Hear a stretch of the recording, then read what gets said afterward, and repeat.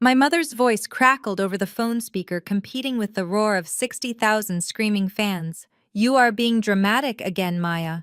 Do not call us back until the encore is over. You are ruining the vibe for your sister." Then the line went dead. I stared at the phone in my trembling hand, lying on a hospital gurney while a nurse prepped me for emergency surgery. My parents had just chosen a Taylor Swift concert over my life and the safety of my 5-year-old twins. As the anesthesia began to pull me under, I did not feel fear anymore. I felt a cold, hard clarity. That night, from my recovery bed, I transferred $5,000 to a stranger to watch my children. Then I called my lawyer. 2 weeks later, my parents came knocking on my door expecting their monthly allowance. They had no idea the locks had been changed. Before I tell you how I dismantled my family's entire financial existence, let me know where you are watching from in the comments. Please hit like and subscribe if you have ever been the one who gives everything, only to be treated like you are nothing. My name is Maya, and at 34 years old, I thought I had built a fortress around my life. As the chief financial officer of a major logistics firm in Atlanta, I spent my days managing risk, predicting disasters, and ensuring stability. I was the rock. I was the one people leaned on. But as I sat in my home office that Tuesday afternoon, leading a high-stakes Zoom meeting about quarterly projections, I had no idea that my own foundation was about to crumble. The pain didn't start gradually. It hit me like a sniper shot. 1 second, I was explaining a spreadsheet to the board of directors. The next, a white-hot spike of agony tore through my lower right abdomen. It was so intense, so sudden that I gasped aloud, dropping my stylus. My vision blurred.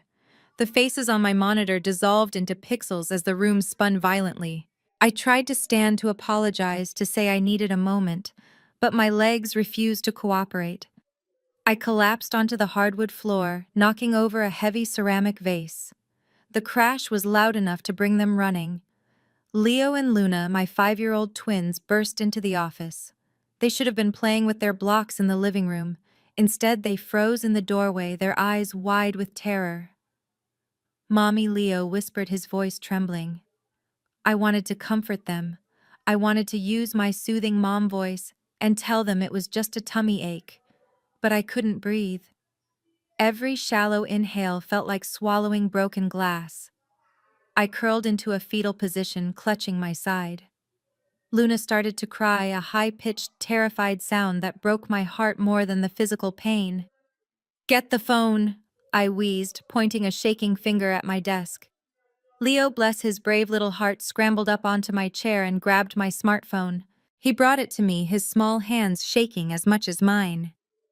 I barely managed to unlock it with Face ID before my vision grayed out again. I tapped the emergency button. The next 10 minutes were a blur of agony and fear. I remember the paramedics bursting through the front door.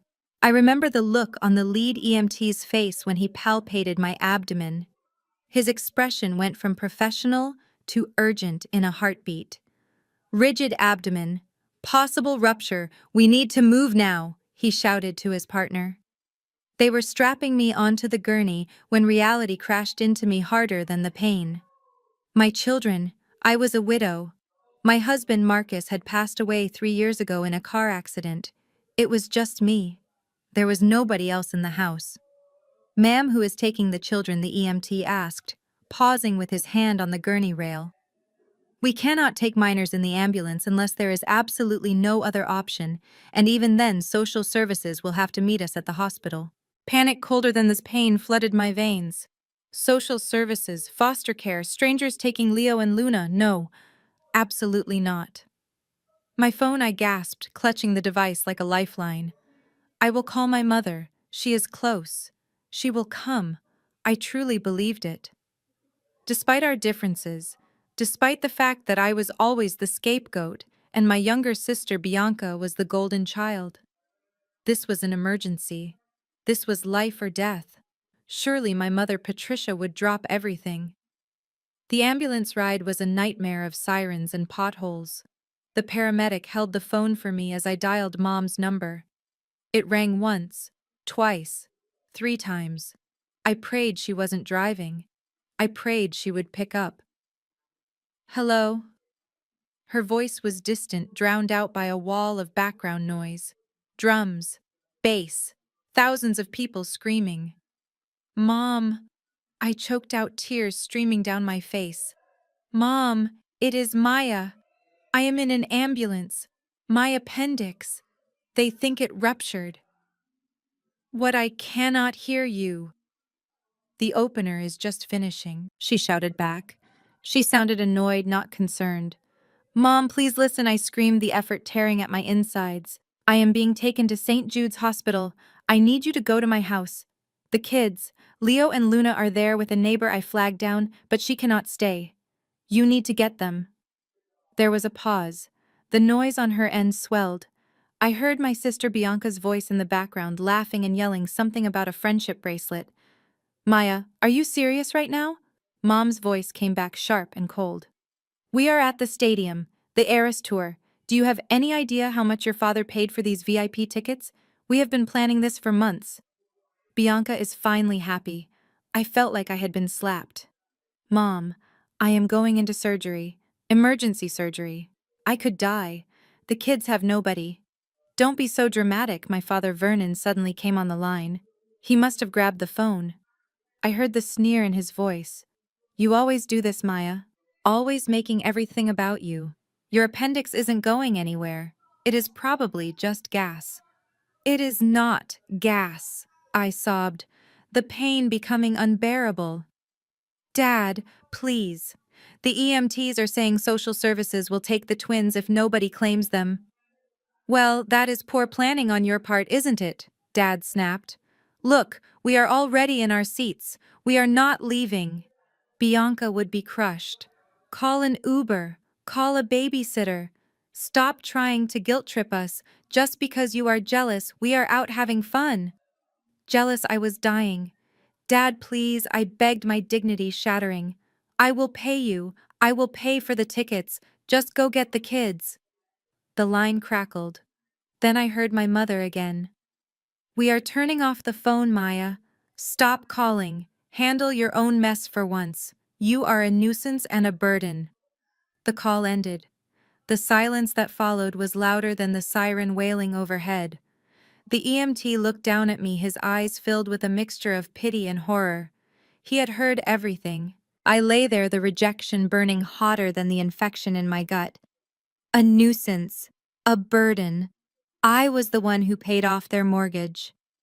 I was the one who bought Bianca her first car. I was the one who funded their lifestyle. And yet when I was bleeding out, I was a burden. We are 5 minutes out, the driver shouted from the front. I needed to act. I wiped the tears from my cheeks with a shaking hand. I could break down later. Right now, I had to be the CFO. I had to manage the crisis. I opened my browser and navigated to the website of the Elite Nanny Agency. It was a service for high-net-worth executives providing emergency-vetted childcare. It was outrageously expensive, usually reserved for celebrities, but I didn't care. I dialed their emergency hotline. A woman with a calm British accent answered immediately. This is an emergency request, I said, my voice surprisingly steady. I need a trauma-informed nanny at my residence immediately. 2 children age 5. I am being admitted for surgery. I need coverage for at least 48 hours. Certainly, madam, the woman said. For immediate dispatch within the hour, there is a premium surcharge. The total deposit required is $5,000. Do it, I said. I am authorizing the charge on my black card now. Send someone who is kind. Please, just send someone kind. Transaction approved. A wave of relief washed over me, followed immediately by a tsunami of darkness. I had solved the problem. My children would be safe with a stranger because my own flesh and blood chose a pop star over their survival. The ambulance doors flew open. Bright hospital lights flooded my vision. As the medical team swarmed around me, cutting my blouse and inserting IVs, I felt a strange detachment. The physical pain was there, yes, but something else had broken inside me. A cord had been severed. They wheeled me into the operating room. The anesthesiologist placed a mask over my face. Count backwards from 10, Maya, he said gently. 10. I thought of my father's voice calling me selfish. 9.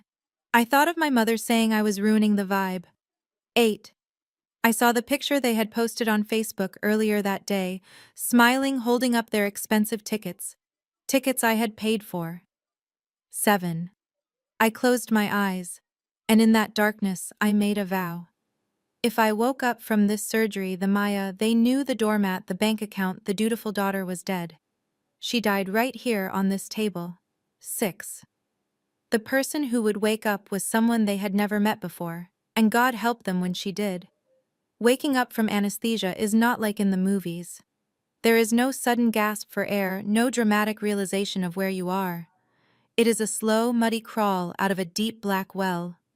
My eyelids felt like they were weighted down with lead, and my throat was so dry it felt like I had swallowed sand.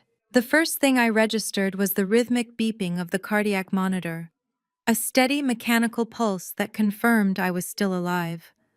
The second thing I registered was the silence. I turned my head to the side, fighting the wave of nausea that rolled through me. I expected to see someone. Anyone. In my haze, a small, foolish part of my brain still believed that my parents would be there. I imagined my mother Patricia sitting in the visitor's chair looking worried, maybe holding a cup of bad hospital coffee.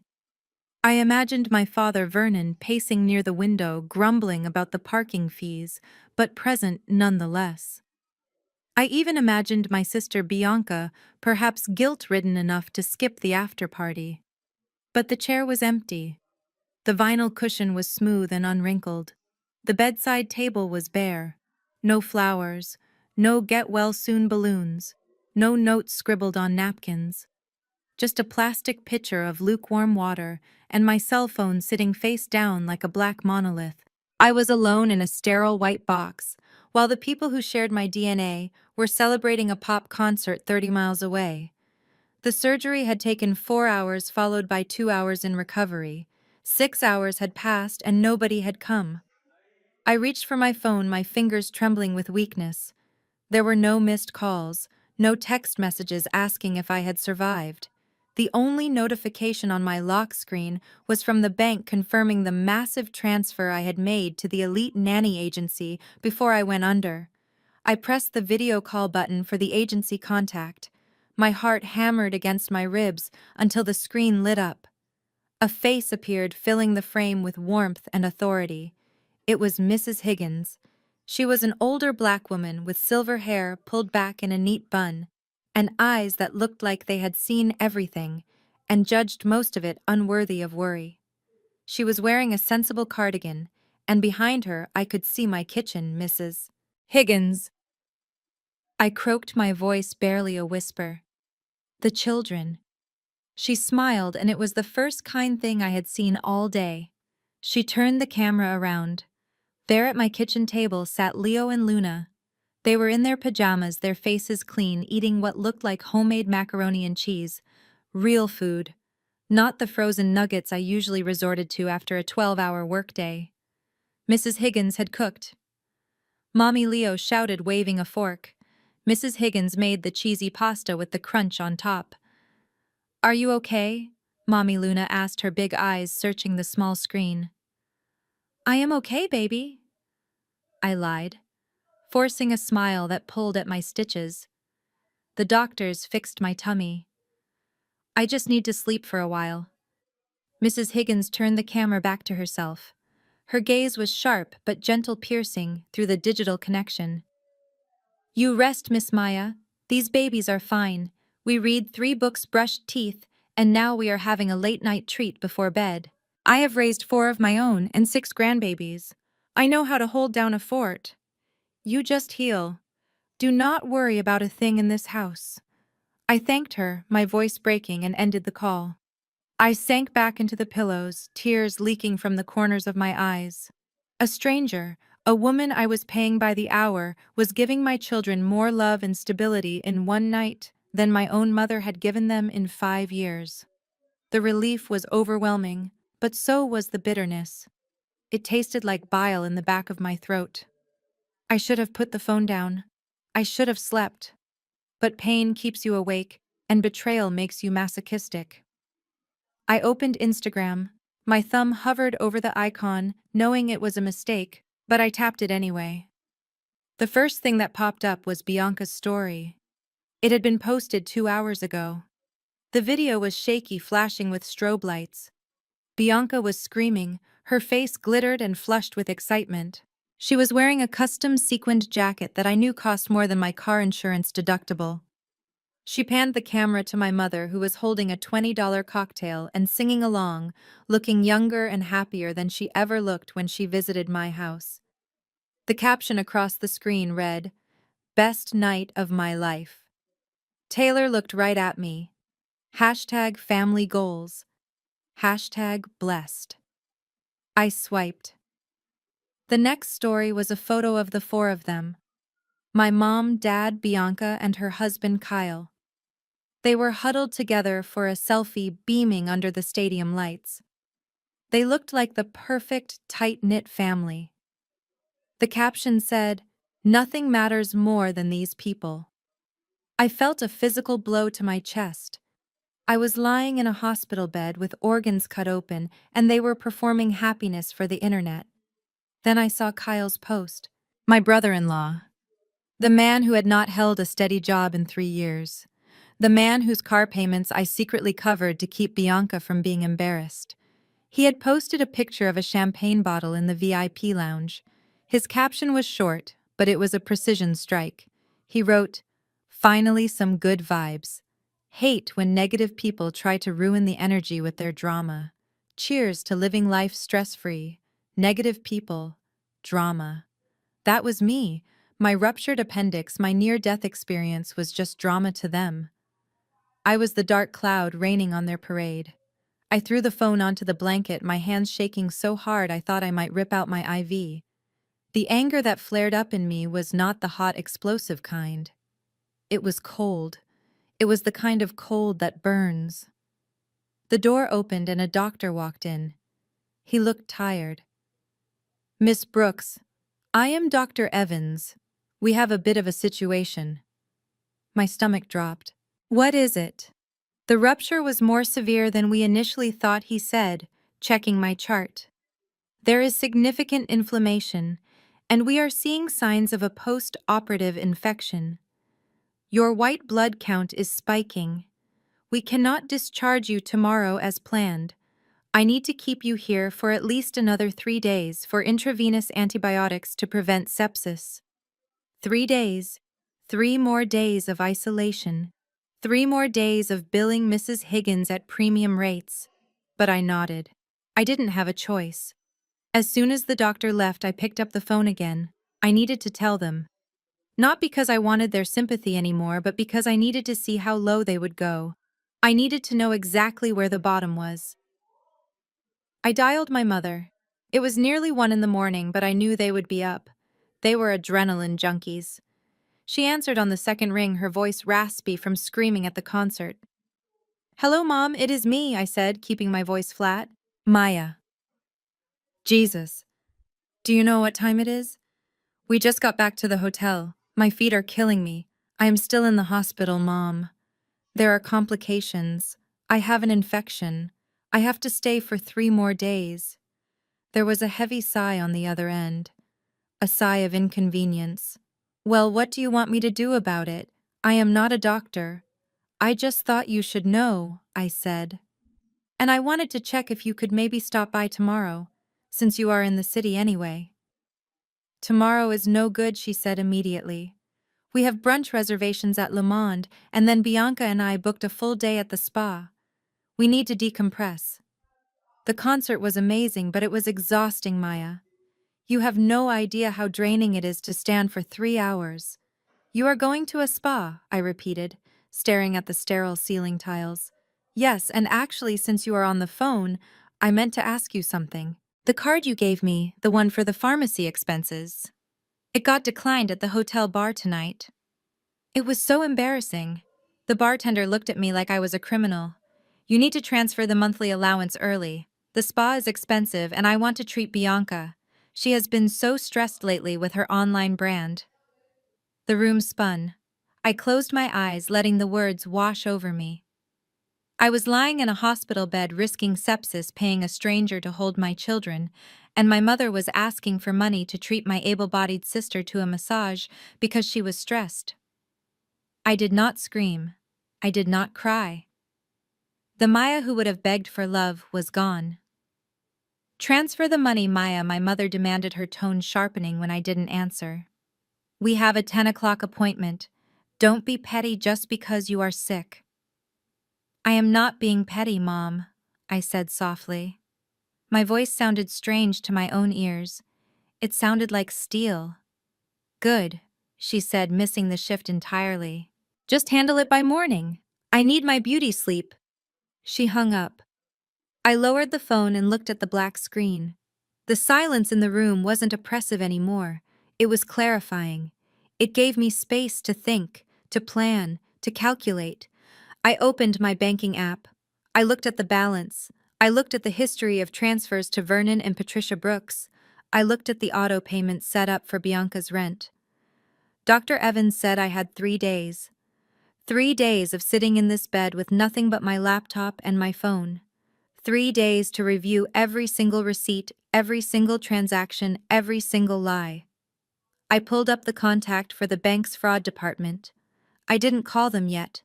I wanted to wait until morning. I wanted to wait until 10 o'clock. Right when they would be walking up to the reception desk at the spa, wrapped in their plush white robes, expecting my money to smooth their way. I put the phone down and closed my eyes. For the first time all day I smiled. It wasn't a nice smile. It was the smile of a CFO who just found a massive discrepancy in the ledger and knows exactly who is going to pay for it. "Rest well, Mom," I whispered to the empty room. "You are going to need it." The silence of a hospital room at 3 in the morning is heavy. It gives you too much time to think, too much time to replay the reels of your life that you usually keep locked away in the back of your mind.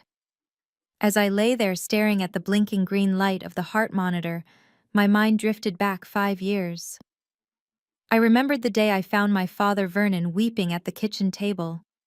He had made a series of bad investments and leveraged the family home to cover the losses. The foreclosure notice was sitting right there on the placemat next to his cold coffee. He was a proud man, a man who defined himself by his ability to provide, and he was terrified of the shame. He was terrified of the neighbors finding out. So I did what I always did. I fixed it. I used my entire signing bonus from the logistics firm, plus my personal savings, to buy the house outright. I paid off the bank. I saved his reputation. And to protect his fragile ego, I made a verbal agreement that we would never speak of it. To the outside world, it was still Vernon and Patricia's house.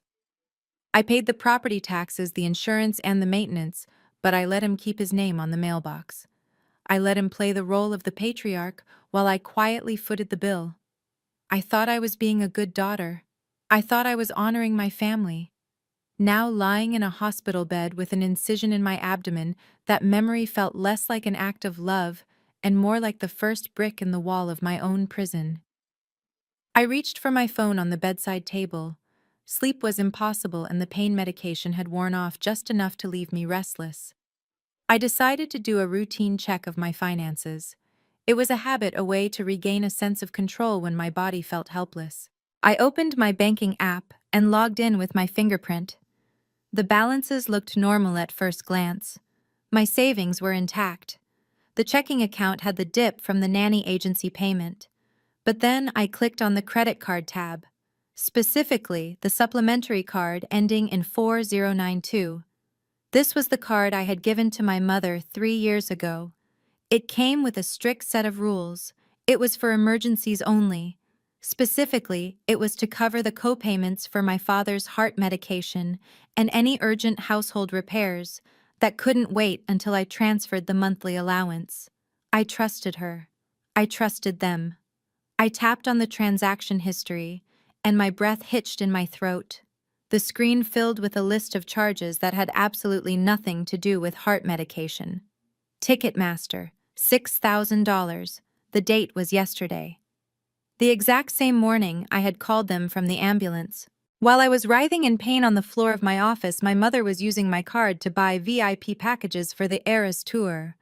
I scrolled down, my fingers shaking against the glass screen. Le Monde French Bistro, $840. The timestamp was 7:30 in the evening. At that exact moment, I was being wheeled out of the recovery room, shivering from the anesthesia, begging a nurse for a blanket. My family was eating filet mignon and drinking vintage wine paid for by me. Stadium Merchandise Store, $215. They had bought souvenirs. They had bought t-shirts to commemorate the night they left me to die. I felt a coldness spread through my chest that had nothing to do with the hospital air conditioning. It wasn't just that they didn't care. It was worse. I had funded my own abandonment. I had paid for the very distraction that kept them from saving my children. I was the architect of my own misery. I had handed them the weapon, and they had pulled the trigger without a second thought. I looked at the total balance due. Over $7,000 in less than 12 hours. $7,000 of my hard-earned money spent on joy and celebration while I was terrified and alone. A normal person might have thrown the phone. A normal person might have called their mother right then and there, screaming until their voice gave out. But I was not feeling normal. I was feeling a deadly, icy calm. The kind of calm that comes before a hurricane destroys a coastline. I did not dial my mother.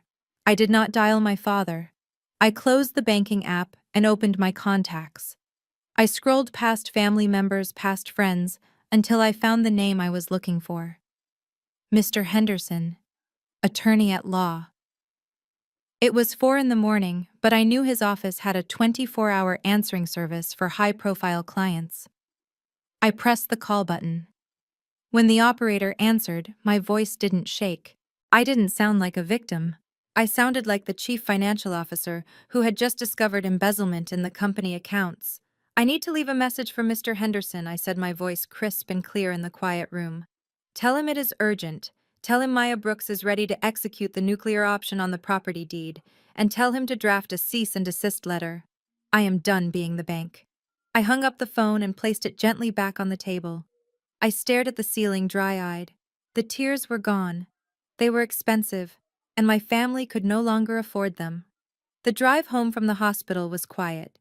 Mrs. Higgins drove my SUV with the careful precision of someone carrying precious cargo, checking the rearview mirror every few minutes to make sure I was comfortable. When we pulled into the driveway, I felt a familiar tightness in my chest, an instinctive bracing for chaos. But when I opened the front door, I was met with the smell of roast chicken and lavender. The house was spotless. The toys were organized.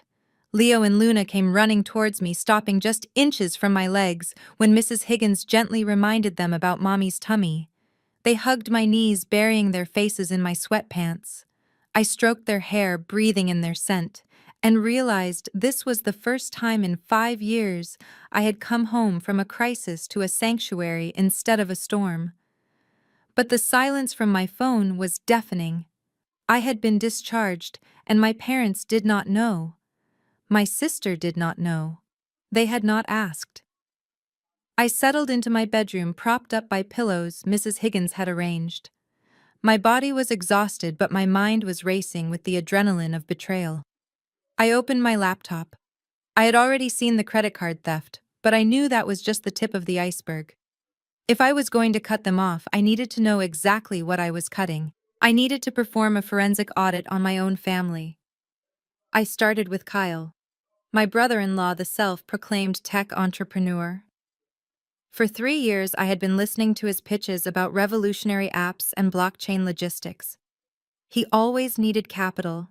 He always needed bridge loans. I had signed as a guarantor on their luxury apartment lease because he claimed his assets were tied up in venture capital rounds. Because I was the guarantor, I had legal access to the payment history and the credit checks used for the renewal last month. I pulled up his file. The first thing I noticed was the credit score. It was in the low 500s. That was impossible for someone running a successful startup. I dug deeper into the linked bank statements he had submitted to the leasing office. There were no deposits from investors. There were no transfers from clients. The only incoming money was from two sources: my sister Bianca, which meant my money, and occasional small transfers from a joint account. Then I looked at the outgoing money. It was a laundry list of vice. DraftKings, FanDuel, BetMGM. Thousands of dollars a month poured into online sports betting. The rest was spent on luxury goods: Gucci loafers, a vintage Rolex watch service, high-end steakhouses. Kyle was not a struggling entrepreneur. He was an unemployed gambler wearing a costume of success, and I was paying for the ticket. I felt a surge of nausea that had nothing to do with my surgery. He had called me selfish. He had called me negative. All while wearing shoes bought with the money I worked 80-hour weeks to earn. I closed his tab and opened a new one. It was time to check on Bianca. My sister was the golden child, the fragile artist who was getting her master's degree in art history. I paid her tuition directly, or so I thought. I transferred $15,000 every semester to her personal account because she claimed the university portal was too confusing and she wanted to manage the payments herself to build credit. I navigated to the university registrar's website. I had her student ID number from the initial enrollment paperwork 3 years ago. I logged into the parent and payer portal. The screen flashed red. Student status inactive. I frowned. Maybe it was a system error. I called the registrar's office, putting the phone on speaker while I rubbed my temples. "Hello, this is the registrar," a cheerful voice answered. "Hi, my name is Maya Brooks. I am calling to verify the enrollment status of my sister Bianca Brooks. I handle her tuition payments. One moment, please." I heard the clicking of a keyboard. The silence stretched for 30 seconds. "Ms. Brooks, are you still there?" "Yes, I am looking at Bianca's record. She is not currently enrolled. Her last active semester was 18 months ago. She withdrew with a failing grade point average and has not attempted to re-register." 18 months. I thanked the woman and hung up. The room seemed to tilt. For a year and a half, Bianca had been pretending to go to class. She had been forging her grade reports. She had been taking $30,000 a year from me for tuition, plus another $2,000 a month for living expenses, and she wasn't even in school.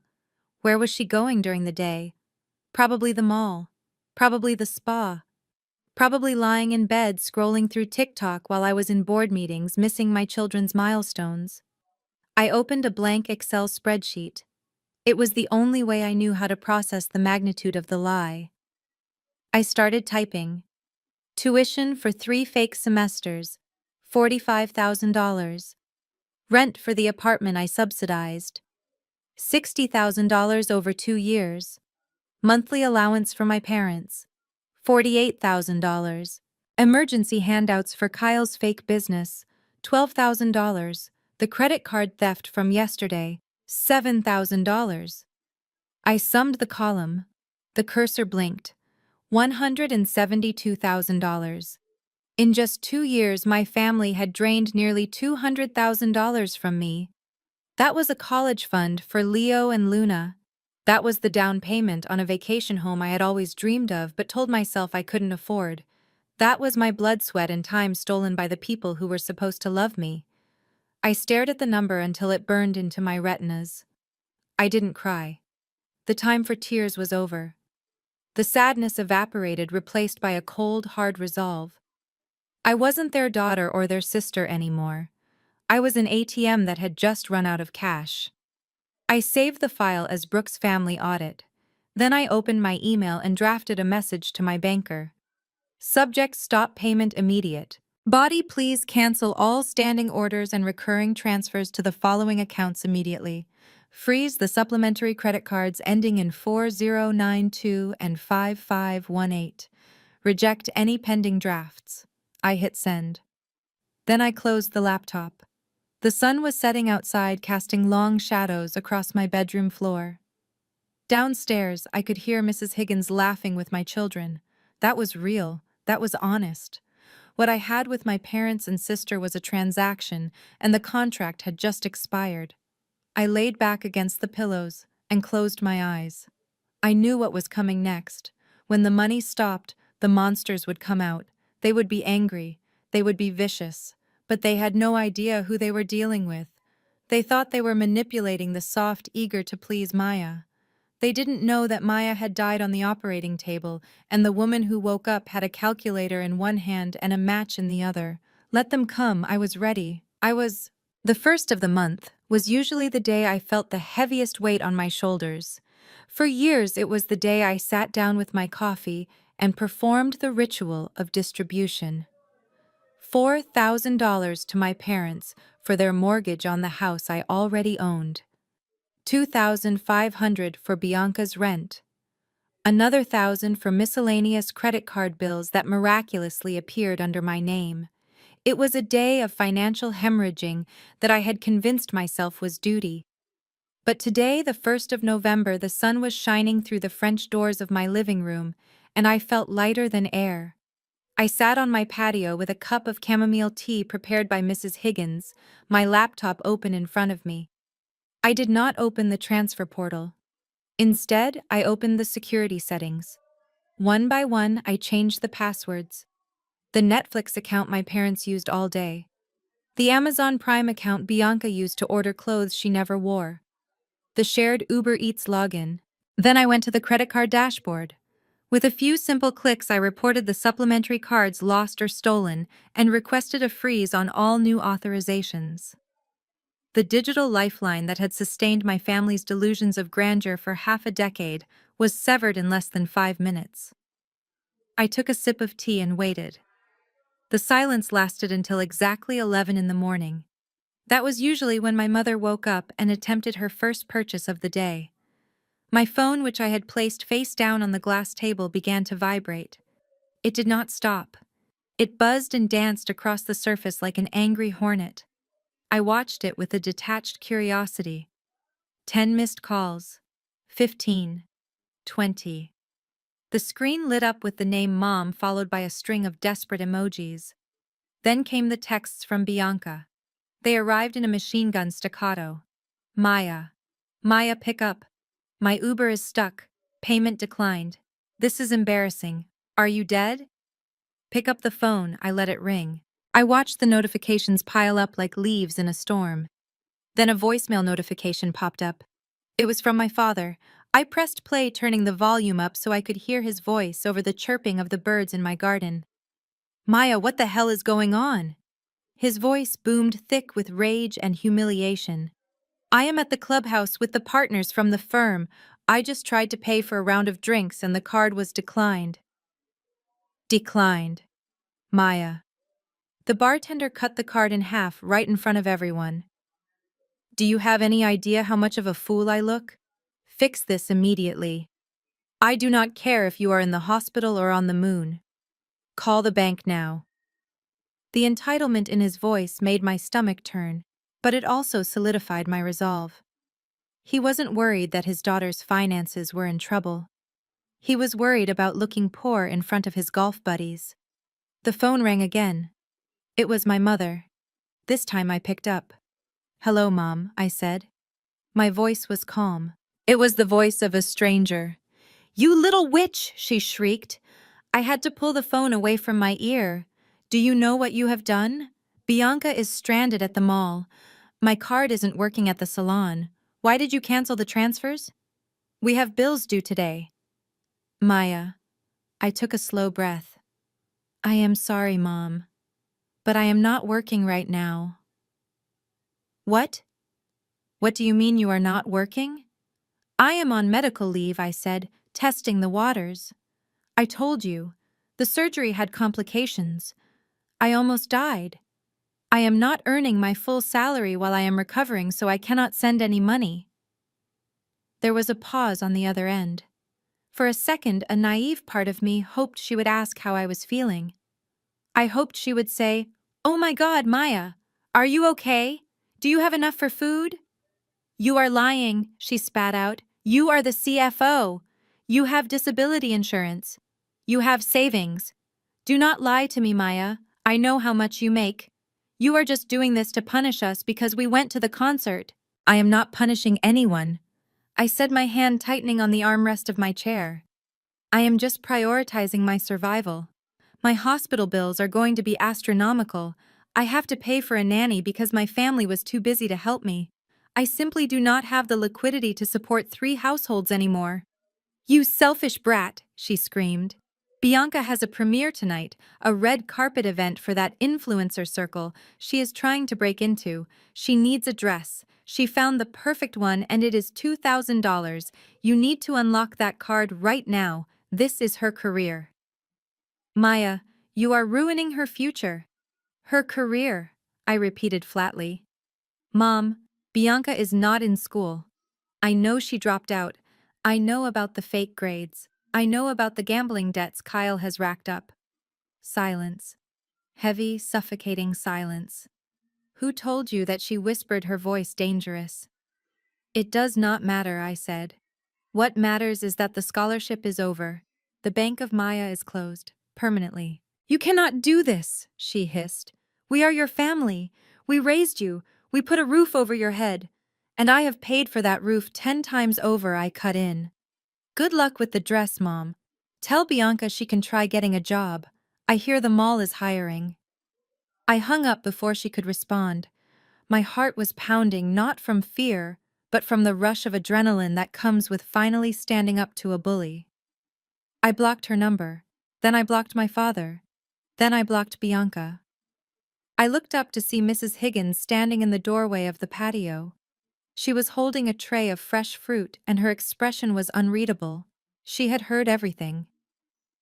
I am sorry you had to hear that, Mrs. Higgins, I said, feeling a flush of shame creeping up my neck. Mrs. Higgins set the tray down on the table. She looked me dead in the eye, and her face softened into a smile of genuine respect. Honey, do not apologize. I have seen cleaner breakups on reality TV. You did good. I let out a breath I didn't know I was holding. Mrs. Higgins, I have a proposition for you. She raised an eyebrow. Oh, my medical leave is going to end. Eventually, I said. And when I go back to work, I cannot have this chaos in my life. I need someone here. Not just for the children, but for the house. I need someone who can manage the staff, handle the groceries, and most importantly, someone who knows how to keep the gate locked when unwelcome visitors come knocking. Mrs. Higgins crossed her arms, looking thoughtful. You want a house manager? I want a gatekeeper, I corrected. I will double your agency rate. Full benefits. Paid vacation. But the primary job description is ensuring that my parents and my sister never step foot inside this house again unless I invite them. Can you handle that? Mrs. Higgins looked at the blocked phone on the table, then back at me. She picked up a slice of melon and took a bite, savoring it slowly. Miss Maya, she said, her eyes twinkling, I once stopped a 200-pound man from entering a wedding he wasn't invited to with nothing but a look and a clipboard. Your parents do not stand a chance. When do I start? Right now, I said, feeling the first genuine smile of the month spreading across my face. Welcome to the family, Mrs. Higgins. The real one. The drive to the Gables retirement estate was the first time I had breathed easy in days. While my phone was still silently exploding with blocked notifications from my enraged mother and sister, the winding road lined with ancient oak trees offered a temporary sanctuary. The Gables was not a nursing home. It was a luxury residence for the elderly elite, a place where retired judges and captains of industry spent their twilights playing bridge and drinking expensive scotch. And the only reason my grandfather Otis Brooks lived there was because he paid for every dime of it himself. At 82 years old, Grandpa Otis was a legend in our family, though lately my parents treated him more like a liability. He was a Korean War veteran who had returned home to segregated America and built a construction empire from a single pickup truck and a bag of hammers. He was the source of the generational wealth my parents liked to pretend they had earned. In recent years, however, he had become quieter. He walked slower. He often asked people to repeat themselves. My father Vernon had gleefully told me that the old man was losing his marbles, that senility was setting in. Because of this, my parents rarely visited him unless they needed a signature on a birthday check.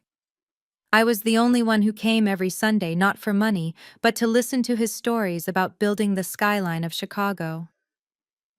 I parked my car and walked through the marble lobby. When I reached his suite, the door was unlocked. I pushed it open to find him sitting in his leather armchair, staring out the window at the manicured gardens. A jazz record was spinning softly on the turntable. He didn't look up as I entered. "Grandpa," I said softly, "it is Maya." He turned slowly. His eyes, usually sharp as flint, looked tired. "Maya. Is it Sunday already?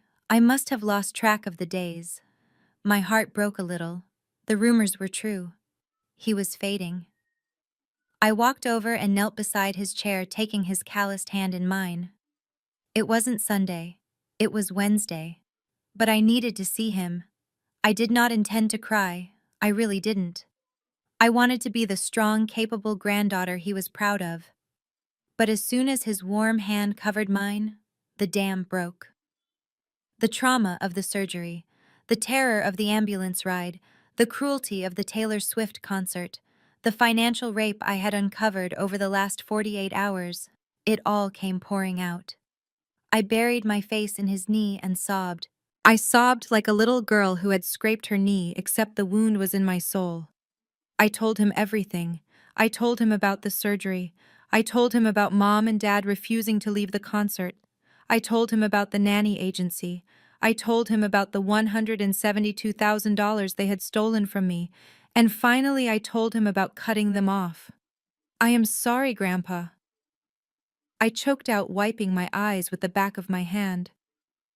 "I know family means everything to you. I know you wanted us to stick together. But I cannot do it anymore. I cut the money. I am evicting them. I probably disappointed you. But I had to save myself." I waited for him to scold me. I waited for him to tell me to be patient, to forgive them, to honor my father and mother. Instead, the hand on my shoulder tightened. The grip was strong, iron strong. "Pass me my cane, Maya."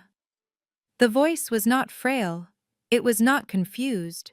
It was the deep, commanding baritone of the man who had commanded construction crews for 40 years. I looked up, startled. Grandpa Otis was looking down at me, and the fog in his eyes was completely gone. In its place was a burning, lucid intelligence that sent a shiver down my spine. "Grandpa, get the cane, girl, and pour me a bourbon. Neat." I scrambled to obey. I handed him his walnut cane and poured a glass from the crystal decanter on the sideboard. He took a sip, savored it, and then looked me dead in the eye. "It took you long enough," he said. I stared at him. "What, I have been waiting 3 years for you to wake up," he said, gesturing for me to sit on the ottoman opposite him. "Did you really think I was senile, Maya? Did you really think I did not know what was happening to my own bloodline? But Dad said—" "Your father—" Otis spat the word out with disgust. "Your father is a peacock who thinks he is an eagle. He comes here once a month, sits in that chair, and lies to my face. He told me he bought that house in the suburbs with his investment dividends. He told me he was helping you pay your bills because you were struggling at work." My jaw dropped. "He told you he was helping me?" Otis nodded grimly. "And your sister. She comes here in her designer clothes, flashing fake report cards telling me she is top of her class. She thinks because I ask her to speak up that I am deaf. I am not deaf, Maya. I just like to make liars repeat their lies so I can remember them better." He leaned forward, his eyes narrowing. "I knew they were bleeding you dry. I knew you bought that house. I knew you were paying for Bianca's imaginary education. Then why didn't you stop them?" I asked, a flush of hurt rising in my chest. "Why didn't you tell me?" "Because you wouldn't have listened," he said gently. "You were too busy trying to buy their love. If I had stepped in, you would have defended them. You would have made excuses. You had to see their true faces for yourself. You had to be the one to cut the cord. And now that you have—" He reached into the side pocket of his armchair and pulled out a small brass key. He tossed it to me. Open the bottom drawer of the desk. I walked over to the mahogany desk and unlocked the drawer. Inside, there was a single thick manila folder. It looked old, but well preserved. Bring it here. I handed him the folder. He placed it on his lap like a weapon. This, he said, tapping the cover, is the nuclear option. Inside this folder is the original deed to the land your parents' house sits on. Did you know I gave Vernon the down payment for that land 20 years ago? But I kept my name on the title as a silent lien holder, just in case he did something stupid. He forgot about it. But I didn't. He opened the folder, revealing a stack of legal documents. And this, he continued, is my will. The current one leaves everything to Vernon with the expectation that he cares for the family. But I drafted a new one 6 months ago. I just haven't signed it yet. I was waiting for a sign that there was someone worthy left in this family to lead it. He looked at me, pride shining in his eyes for the first time in years. You stood up, Maya. You protected those twins. You cut off the parasites. You are the matriarch now. He handed me the folder. What do we do? I asked, holding the documents as if they were fragile glass. We do not just evict them, Otis said, a mischievous, ruthless grin spreading across his face. We destroy their fantasy in front of an audience. They love appearances, don't they? They love looking rich and successful. Well, let's give them a show. He leaned back, swirling his bourbon. Next Sunday is my 83rd birthday. Usually I tell them not to bother. But this year, I want a party. A big one. I want you to host it at your house. Tell them I am making a special announcement about my estate. Tell them I am finally releasing their inheritance. They will think you are dying, I said, realizing the brilliance of the plan. They will think you are cashing them out. Exactly. Otis chuckled darkly. They will come running. They will bring their best fake smiles. They will bring that husband of Bianca's who thinks he is a hustler. And when they are all sitting there counting their chickens, I am going to roast them alive. I looked at the old man, my grandfather, and saw a warrior. The sadness that had weighed me down since the surgery evaporated. I wasn't an orphan anymore. I had an ally, and not just any ally, but the man who built the foundation we were all standing on. I stood up and wiped the last tear from my cheek. I will call Mrs. Higgins, I said, my voice steady. We have a party to plan.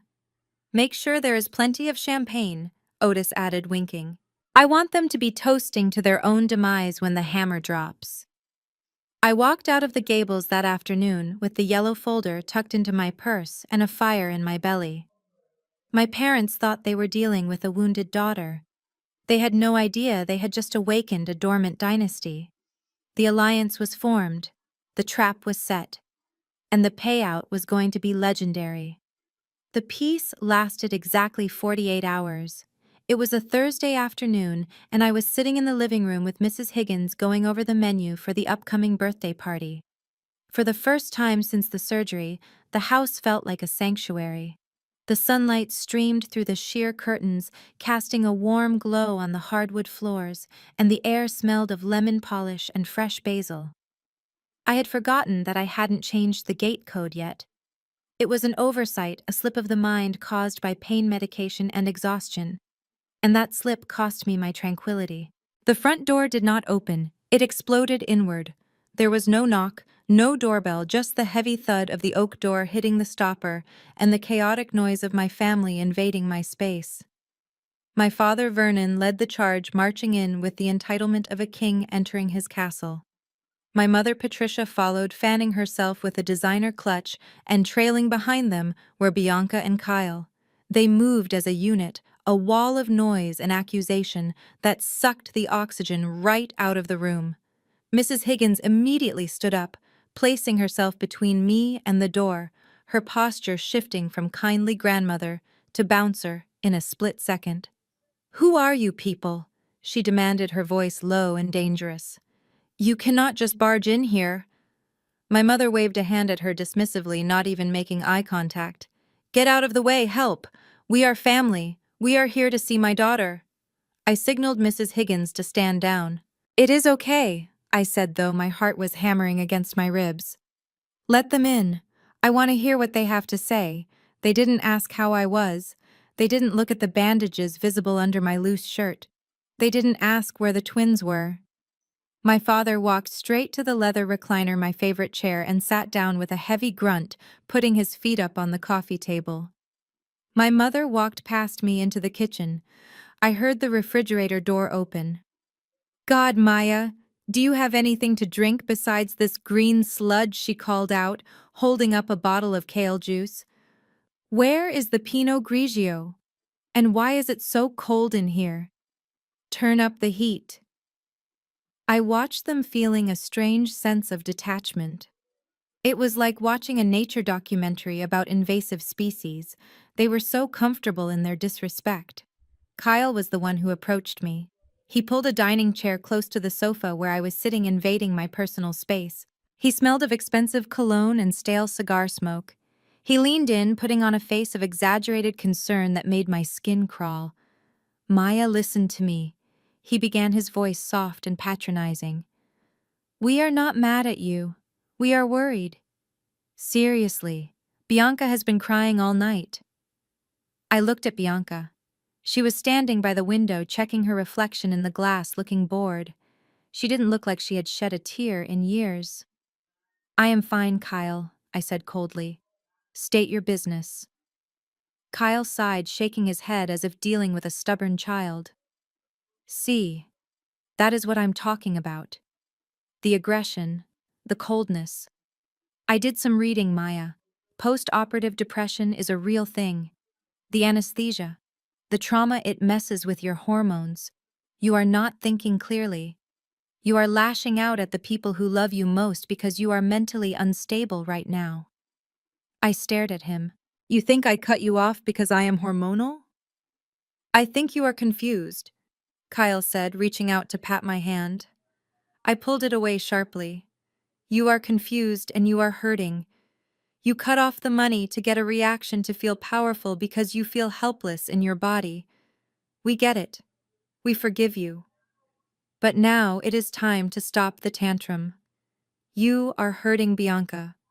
You are hurting your parents. This is not you, Maya.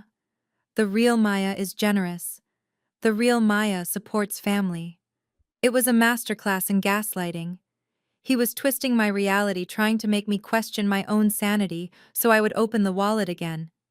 My mother walked back in, holding a block of cheddar cheese she had found, taking bites of it without a cracker. She sat on the arm of my father's chair.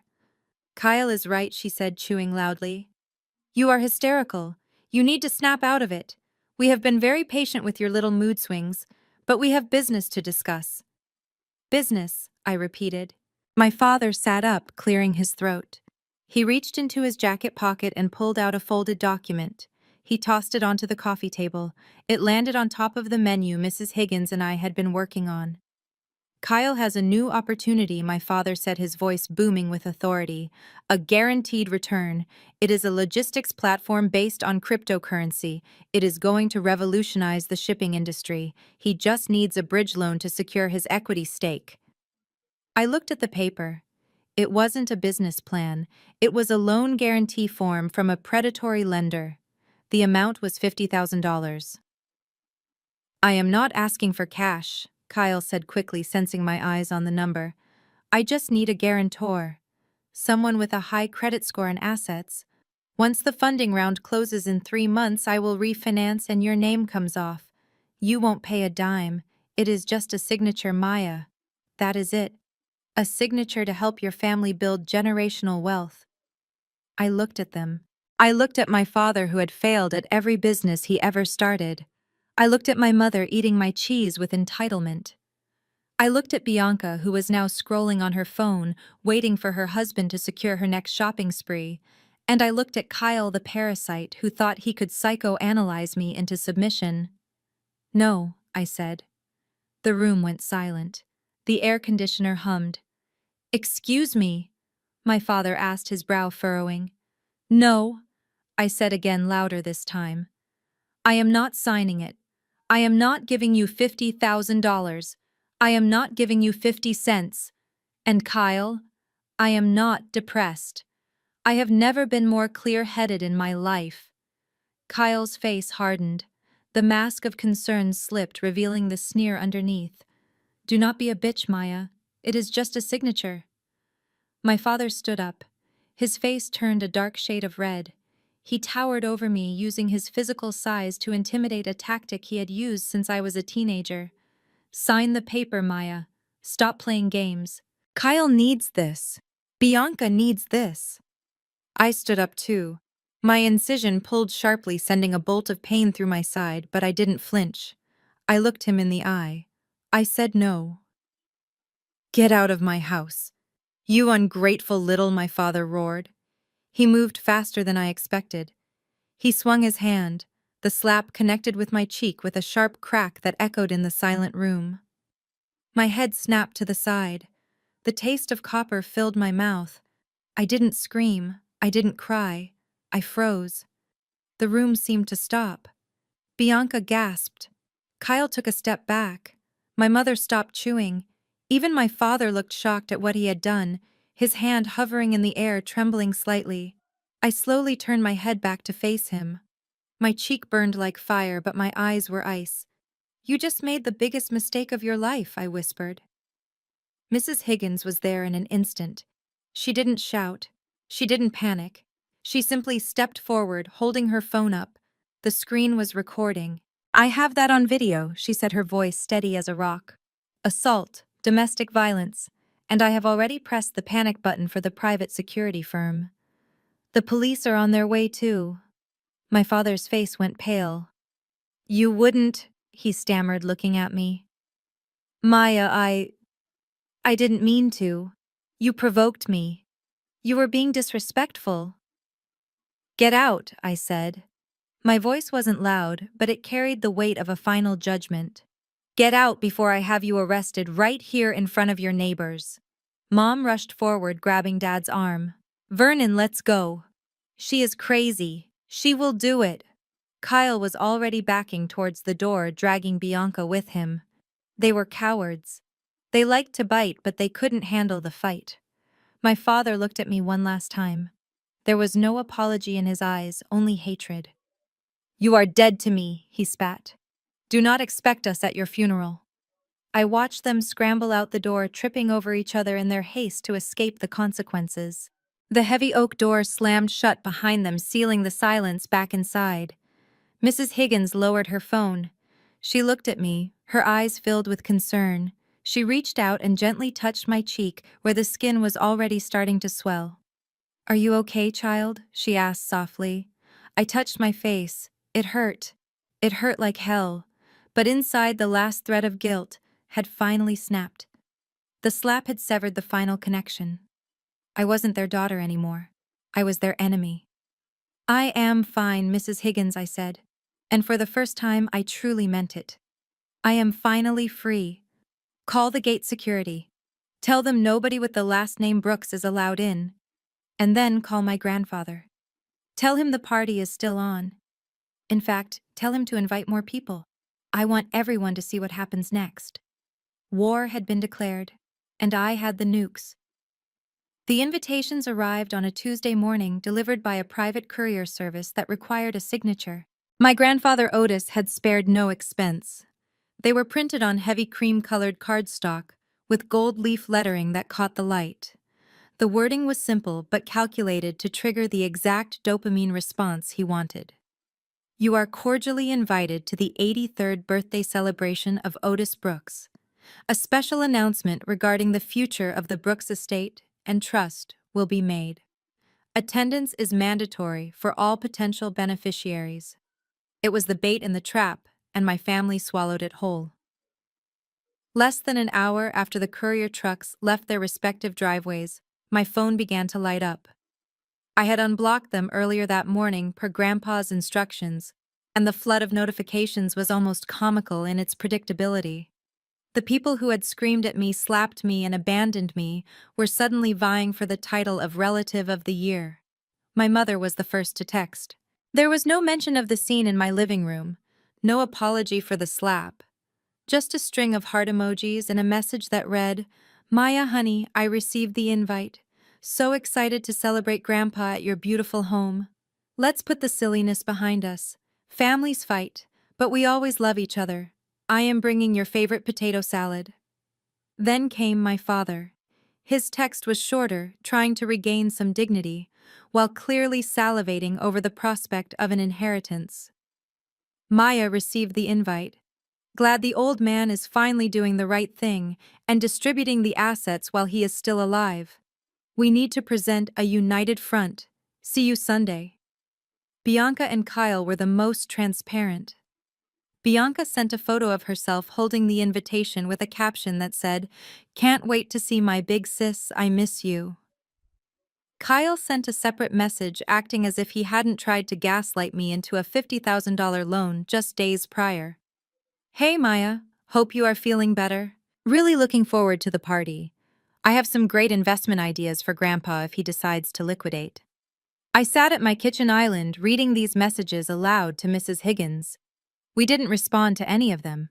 We just let the silence sit there, making them sweat, making them wonder if they were truly forgiven or if they were just walking into a minefield. To them, the silence probably looked like submission. They assumed I had calmed down, that I had accepted my role as the doormat again, because the allure of the family inheritance was too strong. They projected their own greed onto me. But while they were busy picking out outfits to impress a man they thought was dying, I was busy turning my home into a surveillance state. I had hired a private security firm recommended by one of my corporate clients. The team leader, a man named Mr. Thorne, who had shoulders the size of a doorframe, arrived on Friday to do a walkthrough. We need 5 operatives, I told him as we walked through the dining room. I want them dressed as catering staff. Black slacks, white crisp shirts, bow ties. But I do not want them pouring drinks. I want them watching. Mr. Thorne nodded, taking notes on a tablet. What are the rules of engagement, Ms. Brooks? If anyone raises a voice, you step in, I said. If anyone raises a hand, you remove them, and under no circumstances is anyone allowed to go upstairs to the bedrooms. The second floor is lockdown territory. Understood, he said. And the recording devices, I pointed to the elaborate floral arrangements Mrs. Higgins had placed on the dining table and the mantelpiece. Hidden inside the hydrangeas were high-definition microphones. In the corners of the room, disguised as smoke detectors and motion sensors, were wide-angle cameras. I want everything recorded, I said, my voice flat. Every conversation, every whisper, every toast. If they say it, I want to be able to prove it in court. Mr. Thorne looked at me with a professional appraisal. He didn't ask why a daughter would need to wiretap her own parents. He just nodded. We will have the feed running to a secure server. You will have a live view on your tablet. By Saturday night, the house was ready. The caterers were prepping in the kitchen, instructed to ignore any requests from my family and only take orders from Mrs. Higgins. The security team had done their rehearsal. Grandpa Otis had called me from the retirement home, sounding more energized than he had in a decade. I have my suit pressed, Maya, he had said. And I have the folder. Just make sure the champagne is cold. Revenge is a dish best served with bubbles. Now it was Sunday morning, the day of the party. The house was quiet in that heavy, pregnant way that comes before a storm. I stood in front of the full-length mirror in my bedroom, dressed in a sharp navy blue dress that meant business. It wasn't soft. It wasn't flowy. It was structured armor-like. I ran my hand over my side, feeling the ridge of the scar through the fabric. The incision had healed into a jagged pink line. The physical pain was gone, replaced by a dull ache when it rained, but the memory of the pain was vivid. I remembered the cold floor of my office. I remembered the dial tone. I remembered the feeling of being discarded. I looked at my face in the mirror. The bruising on my cheek from my father's slap had faded to a faint yellow shadow, that makeup easily covered, but I didn't want to forget it. I wanted to remember exactly what it felt like to be struck by the man who was supposed to protect me. I wasn't nervous. That was the strange part. My heart wasn't racing. My hands weren't shaking. I felt a cold, metallic calm settling in my chest. The Maya who used to beg for approval, the Maya who wrote checks to buy love, she didn't live here anymore. The woman in the mirror was a stranger to my family. And that was my greatest advantage. Mrs. Higgins knocked softly on the door. Ms. Maya. They are pulling into the driveway. I took a deep breath, smoothing down the front of my dress. I picked up the tablet that controlled the cameras. I saw my father's Lexus parking crookedly on the lawn, avoiding the driveway. I saw my mother stepping out, checking her makeup in the side mirror. I saw Bianca and Kyle looking at the house with hungry, calculating eyes. Let them in, Mrs. Higgins, I said into the intercom. Let the show begin. Precision is a sign of respect, which is why my family arrived exactly 45 minutes late.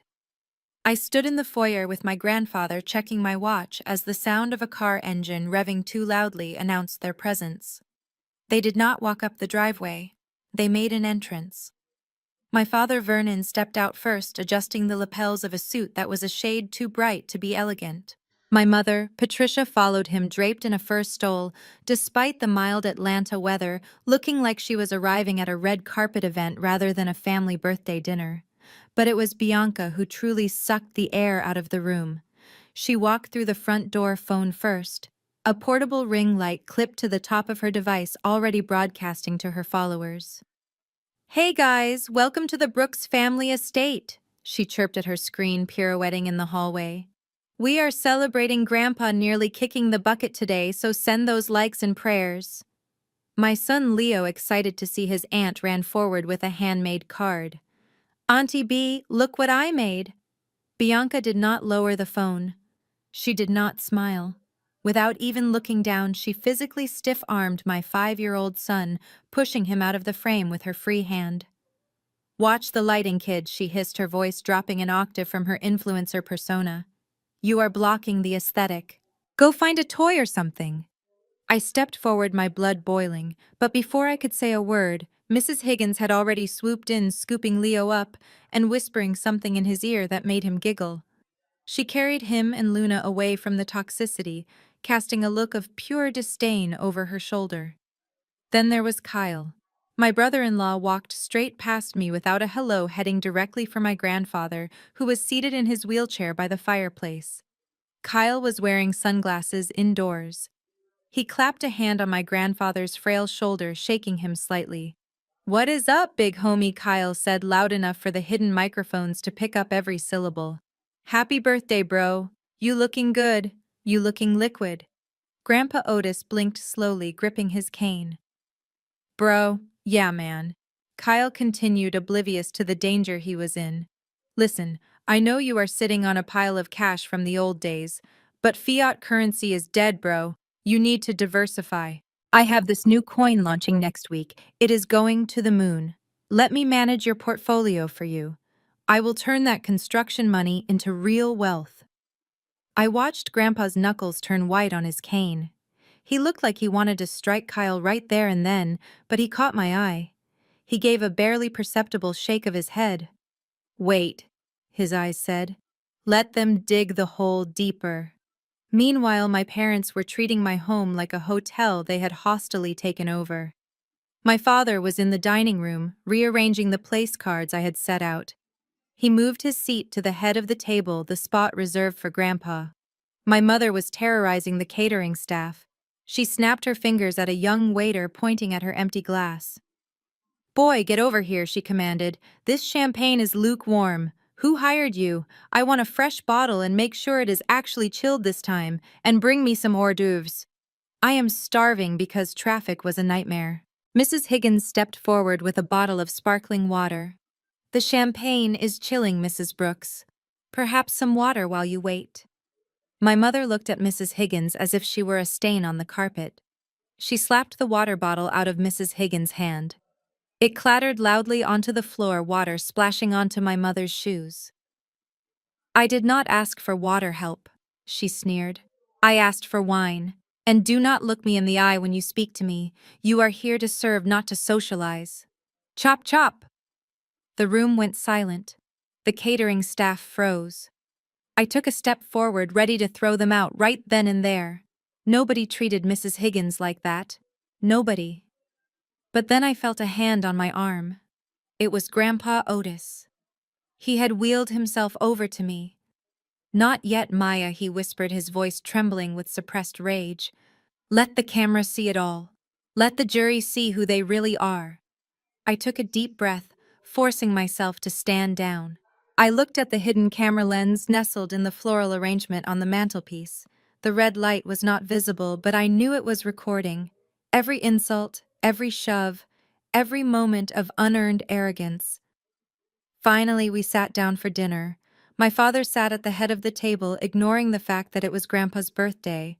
He poured himself a glass of the vintage wine I had bought for Grandpa, stood up, and tapped his fork against the crystal.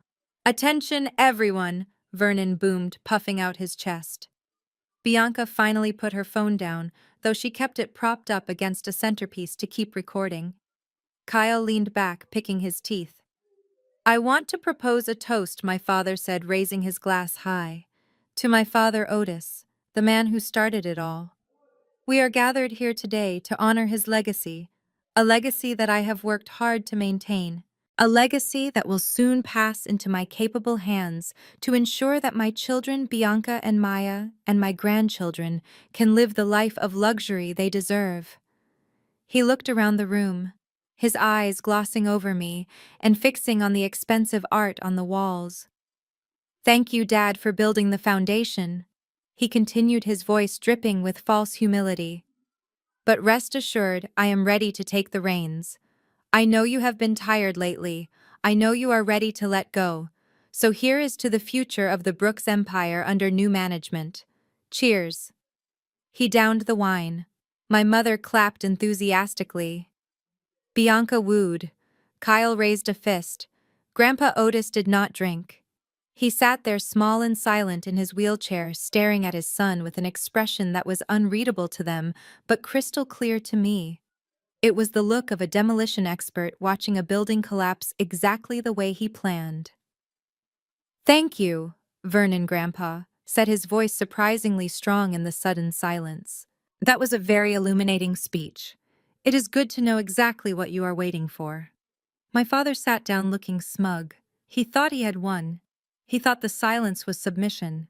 He had no idea that the man sitting across from him was about to light a match that would burn his entire world to the ground. The crystal glass rang out with a sharp, piercing sound as my grandfather tapped his heavy walnut cane against the side of his water goblet. The noise cut through the applause for my father's premature victory speech like a knife. The room fell silent instantly. My father Vernon froze with his wine glass halfway to his mouth. My mother stopped clapping. Bianca lowered her phone. All eyes turned to the head of the table, where Otis Brooks sat, small in stature, but radiating an energy that suddenly made the room feel very cold. That was a lovely speech, Vernon Grandpa said, his voice dry as parchment. You talk a lot about legacy. You talk a lot about the future. But before we get to the reading of my will, and before I sign over the keys to the kingdom, I want to clear up a few things about the present. He looked around the table, his gaze lingering on each family member. I have been stuck in that retirement home for a long time. Sometimes I lose track of what my beloved family is up to. So humor an old man. Tell me, what have you all been doing for the last 2 weeks while my granddaughter Maya was in the hospital? My mother Patricia was the first to answer. She put on her best martyr face, placing a hand over her heart.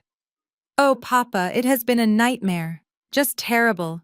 I have been running this house ragged, making sure everything is perfect for your birthday, and worrying about Maya, of course. I have been so sick with worry I haven't slept in days.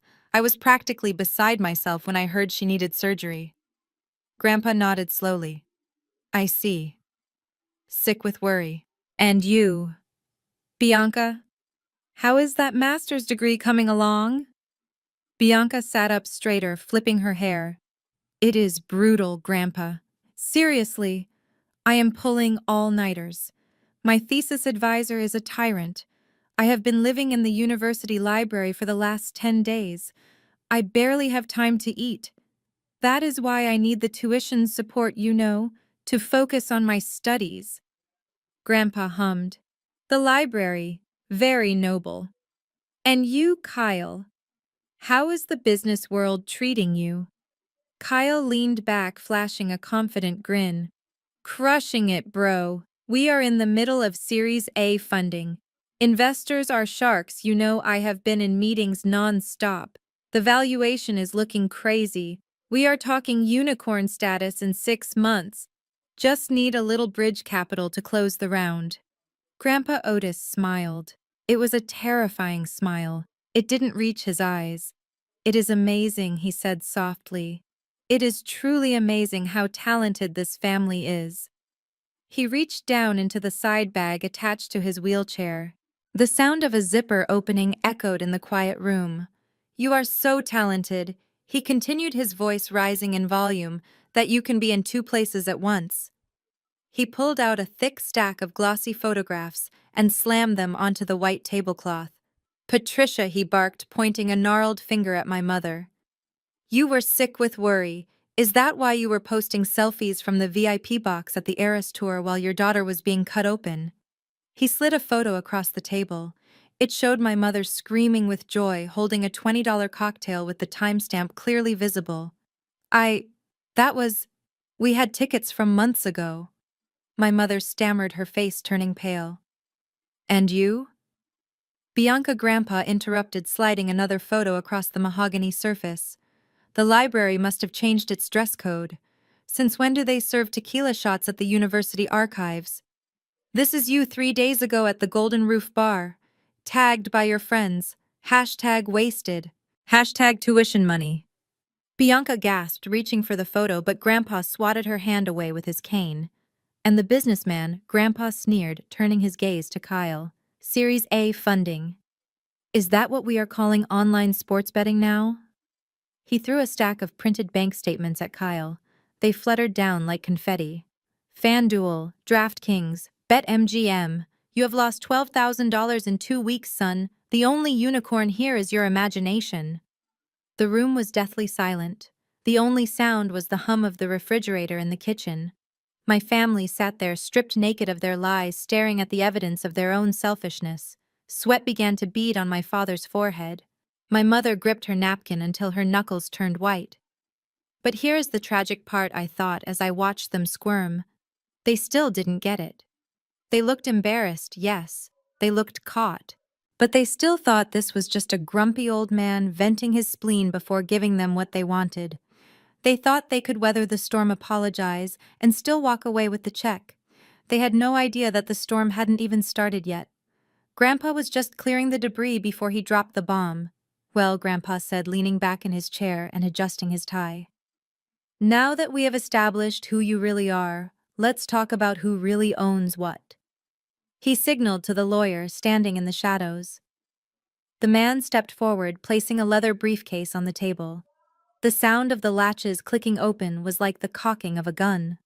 The atmosphere in the dining room had shifted from uncomfortable to suffocating.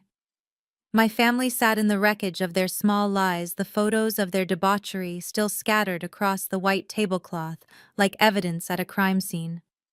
But Grandpa Otis was not finished. He was just clearing the brush to get to the root of the rot. He slowly turned his wheelchair to face my father directly.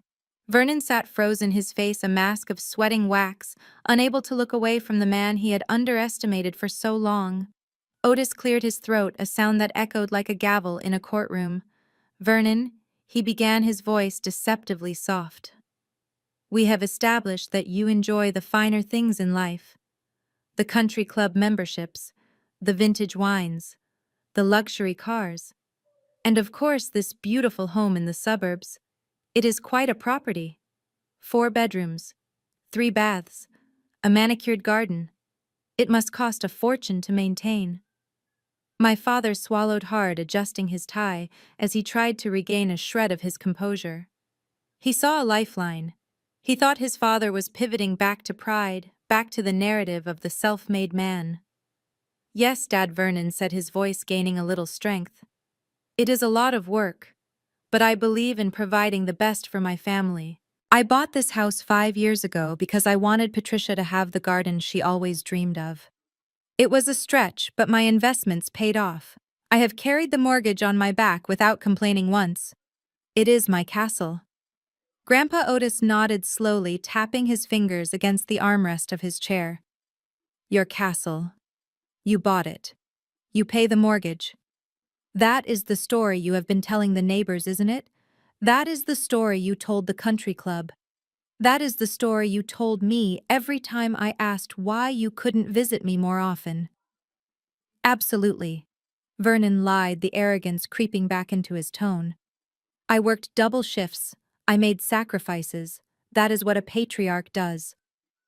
Otis let out a short, sharp laugh. It was a dry, humorless sound. A patriarch.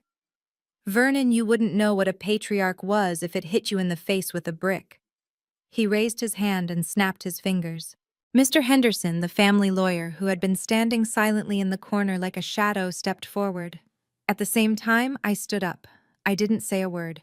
I simply picked up the remote control for the 70-inch flat-screen television mounted above the fireplace. I pressed the power button. The screen flickered to life, casting a blue glow over the terrified faces of my parents. I connected my tablet to the display. The image that appeared on the screen was crisp and high definition. It was a legal document, a property deed to be exact. Grandpa Otis pointed his cane at the screen. "Read it, Vernon. Read the name on the title." My father squinted. He leaned forward. I saw the blood drain from his face in real time, leaving him gray and ashen. The deed was dated 5 years ago. It detailed the transfer of the property at 42 Oakwood Drive. But in the line designated for the owner, it did not say Vernon Brooks. In bold, unmistakable capital letters, it read Maya Brooks. Maya. My mother gasped, her hand flying to her mouth. "That is impossible," she whispered. "That is a mistake. Vernon told me he handled the closing. He told me the bank required his name on the deed." I swiped the screen on my tablet. The image changed. Now it was a spreadsheet, a complex, detailed ledger of every financial transaction regarding the house for the last 60 months. Grandpa's voice rose, filling the room with thunder.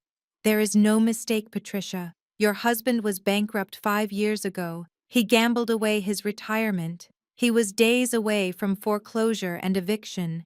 He came crying to Maya. He begged her to save his reputation. And what did my granddaughter do? She bought the house. She paid off his debts. She let you stay here rent-free. She let you pretend you were the owners so you wouldn't be embarrassed at your bridge club." I swiped again. Bank statements appeared. Highlighted in yellow were the monthly transfers from my account to theirs, $4,000. Every single month, for 5 years. "Look at it," Otis roared. "Look at the money. That is not investment income, Vernon. That is your daughter's salary. That is the money she earned working 16-hour days while you played golf." My father shrank into his chair. He looked like a deflated balloon. He tried to speak, but no words came out, just a pathetic sputtering sound. "And this brings us to the tragedy of 2 weeks ago." Grandpa continued, his voice shaking with a righteous fury that made even the security guards straighten up. "You live in her house. You sleep under the roof she pays for. You eat the food she buys. You wear the clothes she subsidizes. And when she called you from an ambulance, when she told you her organs were rupturing, when she begged you to watch her children so she wouldn't die, what did you say?" The room was so quiet I could hear my own heart beating. Grandpa leaned forward, his eyes burning into my parents' souls. "You called her a nuisance," he whispered, the word hanging in the air like poison. "You called her a burden. You told her she was ruining your vibe. A burden. The woman who has been carrying you on her back for half a decade is a burden." He slammed his hand down on the table, making the silverware jump. "You chose a pop star over the woman who owns the chair you are sitting in. You chose a concert over the person who keeps the lights on. You are not parents. You are parasites. And you are the worst kind of parasites, because you convinced yourselves you were the hosts." My mother began to weep. It wasn't a pretty cry. It was the ugly, jagged sobbing of a woman realizing her entire world was built on sand. She looked at me, her eyes pleading. "Maya, stop him. Please. We didn't know. We didn't mean it." I didn't look at her. I looked at the screen where the numbers proved my worth and their worthlessness. Then I saw movement out of the corner of my eye. It was Kyle, my brother-in-law. The man who had just bragged about his business acumen was slowly pushing his chair back. He looked at the deed on the screen. He looked at the bank statements that showed the money flow had stopped. He looked at Bianca, who was staring at her phone in horror as the comments on her live stream began to ask if her family was broke. Kyle realized the gravy train hadn't just derailed, it had exploded. He stood up, wiping his mouth with a napkin. He took a step away from the table, then another step. He put distance between himself and Bianca, physically separating himself from the sinking ship. "Where are you going?" Bianca whispered, her voice trembling. "Kyle." Kyle didn't answer. He didn't even look at her. He looked at me, fear and calculation warring in his eyes. He realized he had bet on the wrong horse, and in the brutal economy of our family, that meant he was already looking for the exit. The silence that followed was heavy, absolute, and deadly. The truth was out, and it was uglier than anyone could have imagined. The room was spinning for them, but for me the world had never been steadier. My brother-in-law Kyle had already retreated to the far wall, distancing himself from the blast zone, but there was nowhere left for my parents or Bianca to hide.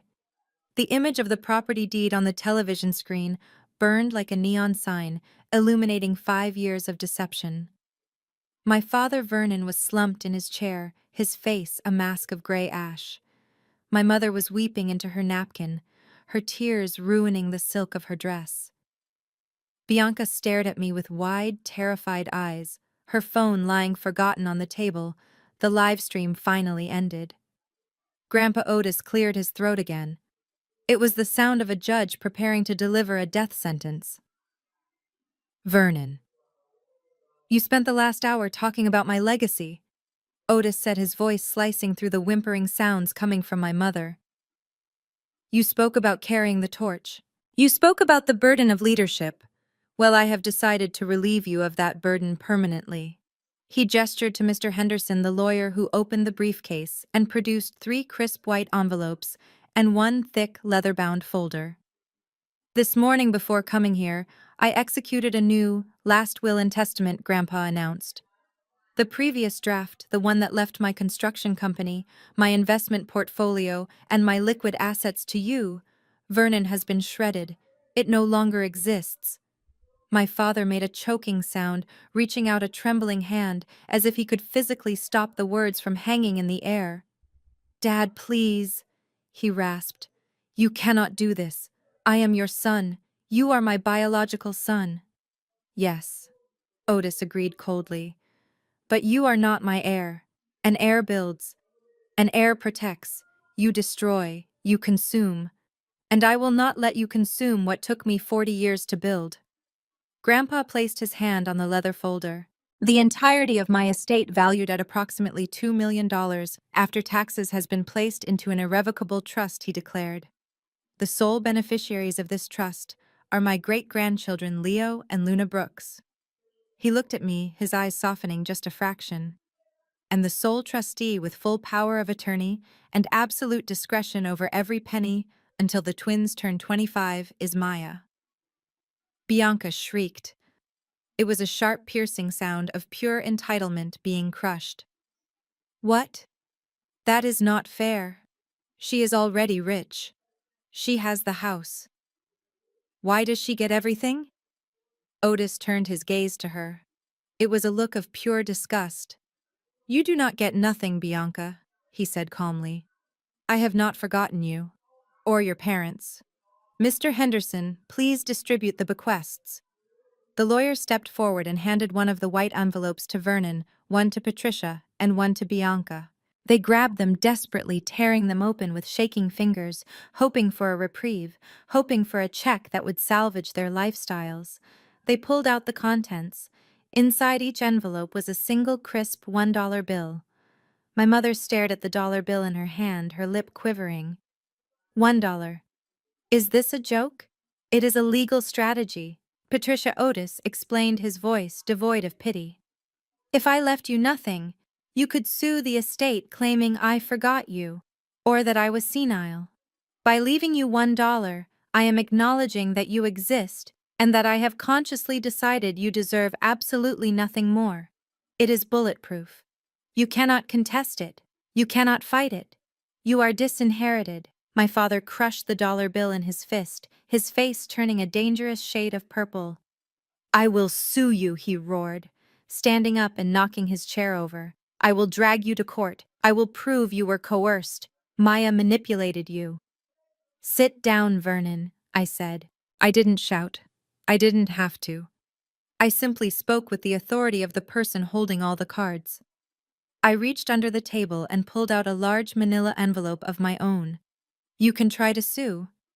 I continued, standing up to meet his gaze. You can spend the last of your dwindling savings on lawyers who will tell you exactly what Grandpa just told you. But while you are doing that, you are going to need to find somewhere to sleep. I slid the envelope across the table. It stopped right in front of his clenched fist. What is this? He spat. That is a formal notice to quit, I said, otherwise known as an eviction notice. My mother wailed. Maya. No. You cannot kick us out. This is our home. It is my house, I corrected her. And according to the laws of this state, since you do not have a lease and you do not pay rent, you are technically guests who have overstayed their welcome. However, I am not a monster. I am giving you the legally required 30 days to vacate the premises. 30 days, my father gasped. But where will we go? We have no credit. We have no cash flow. That sounds like a personal problem, I said, crossing my arms. But since I am a businesswoman, I am willing to offer you an alternative. I pulled out a second document. A stapled contract. This is a standard residential lease agreement, I said. If you wish to stay in this house, you can sign this. The rent will be $4,500 a month, which is the fair market value for a property of this size in this neighborhood. I require the first month, last month, and a security deposit up front. That is $13,500 due by tomorrow morning.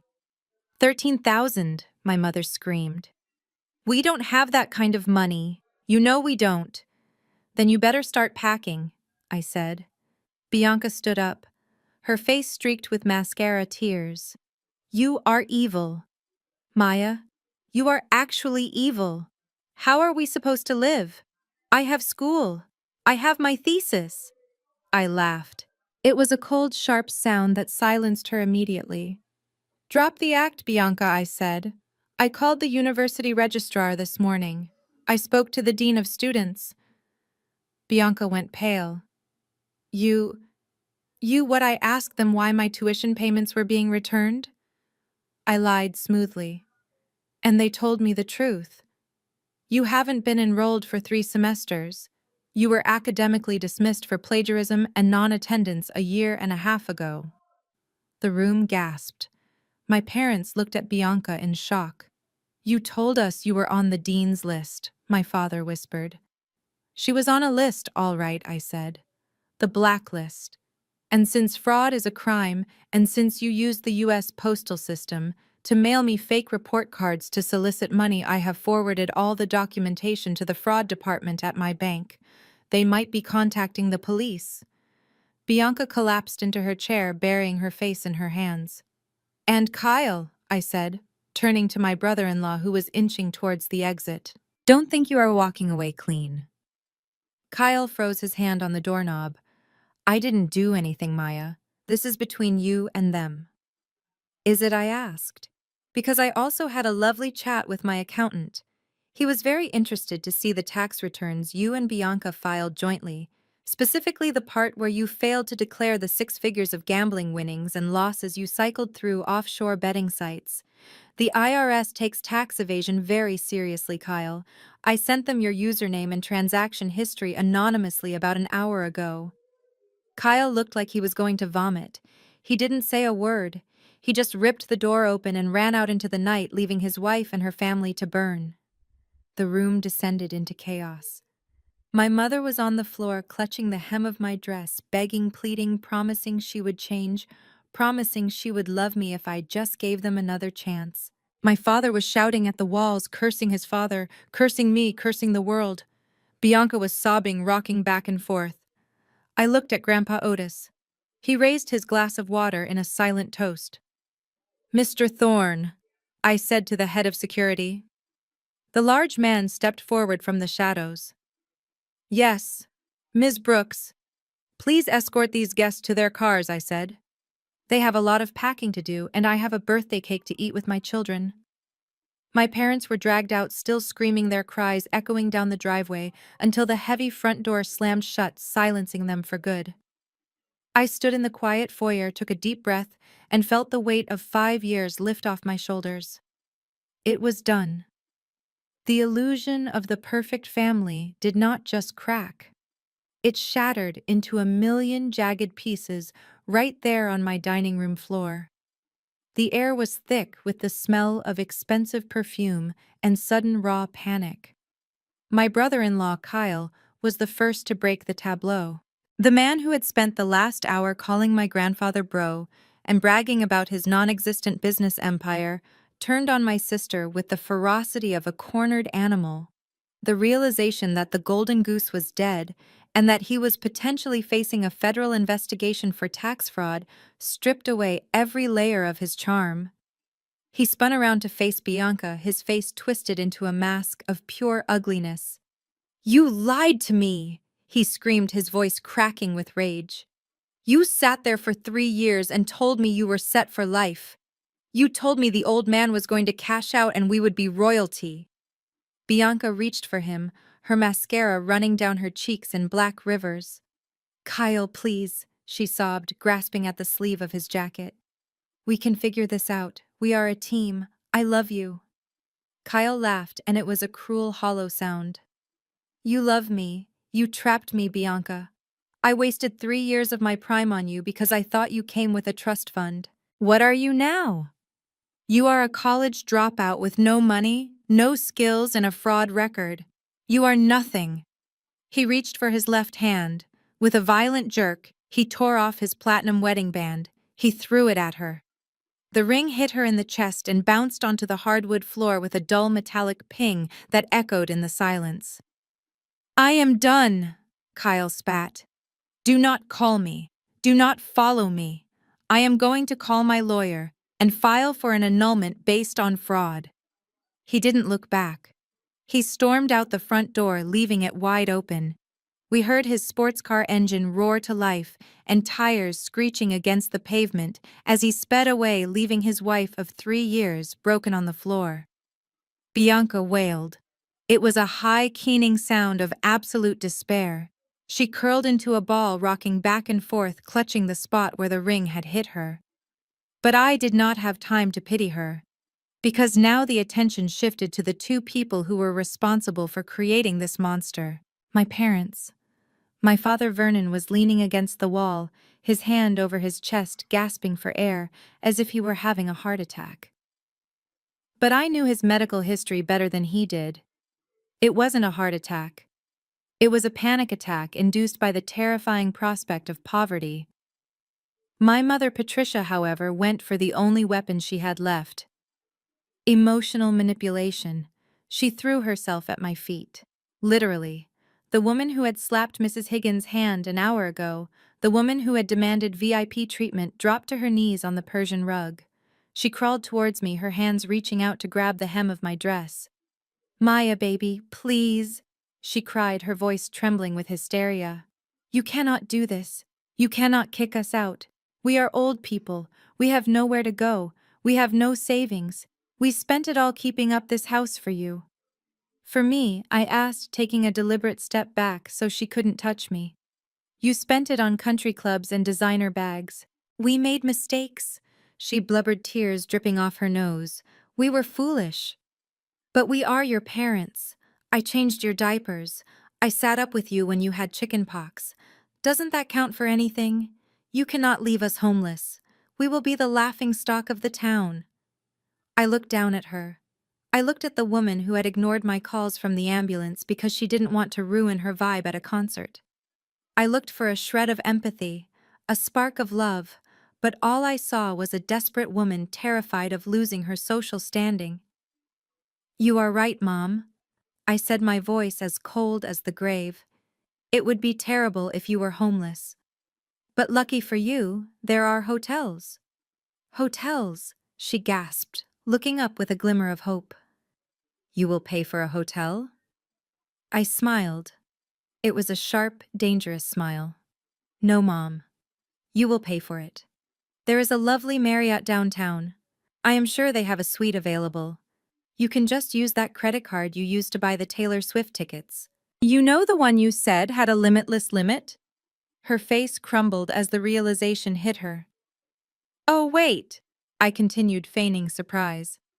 I forgot. I reported that card stolen this morning. And since the bank knows about the unauthorized transactions, I assume it is currently frozen.